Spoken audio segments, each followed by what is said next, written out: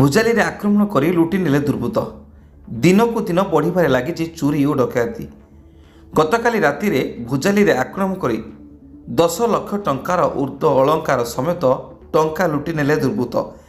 ଏଭଳି ଘଟଣା ଘଟିଛି ବାଲେଶ୍ୱର ଜିଲ୍ଲା ସିମୁଳିଆ ଥାନା ଅନ୍ତର୍ଗତ ବାଟି ପଞ୍ଚାୟତ ବଣଗଡ଼ିଆ ଗ୍ରାମର ବ୍ୟବସାୟୀ ଆନନ୍ଦ ବେହେରାଙ୍କ ଘରେ। ଅଧରାତିରେ 6ରୁ ଉର୍ଦ୍ଧ୍ୱ ଦୁର୍ବୃତ୍ତ ବାଇକ୍ରେ ଆସି ଘର ପଛପଟରେ ଛାତ ଉପରେ ଚଢ଼ି ଘରେ ଭିତରେ ପଶିଥିଲେ। ଘରେ ପରିବାର ଲୋକ ଶୋଇଥିବା ବେଳେ ଦୁର୍ବୃତ୍ତମାନେ ପ୍ରଥମେ ମୋବାଇଲ ଗୁଡ଼ିକ ଆଣି ଭାଙ୍ଗି ଦେଇଥିଲେ।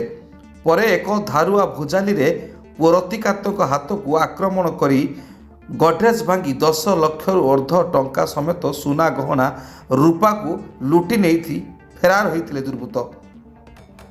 ଆକ୍ରମଣରେ ରତିକାନ୍ତ ଗୁରୁତର ହୋଇ ପ୍ରଥମେ ସିମୁଳିଆ ପରେ କଟକ ମେଡିକାଲକୁ ସ୍ଥାନାନ୍ତରିତ ହୋଇଛନ୍ତି। ସେହିପରି ମାର୍କୁଣା ବଜାରରେ ସମୀର ମୋବାଇଲ ଦୋକାନରେ ତାଲା ଭାଙ୍ଗି ଲୁଟ୍ ଉଦ୍ୟମ କରୁଥିବା ବେଳେ ପାଖ ଦୋକାନୀ ମାଲିକ ସମୀରକୁ ଖବର ଦେବାରୁ ସମୀର ସିମୁଳିଆ ପୁଲିସକୁ ଖବର ଦେଇଥିଲେ।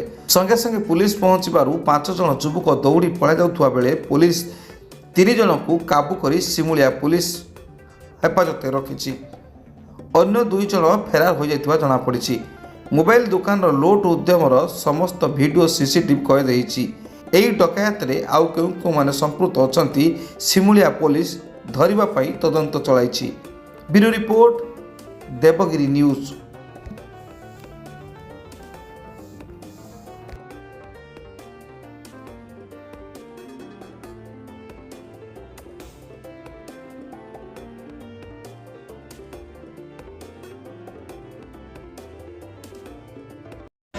ସସ୍ମିତା ବେହେରା, ଆନନ୍ଦ ବେହେରା ବୋହୁ, ବାଟି ବଣଗଡ଼ିଆ ଆମ ଘର।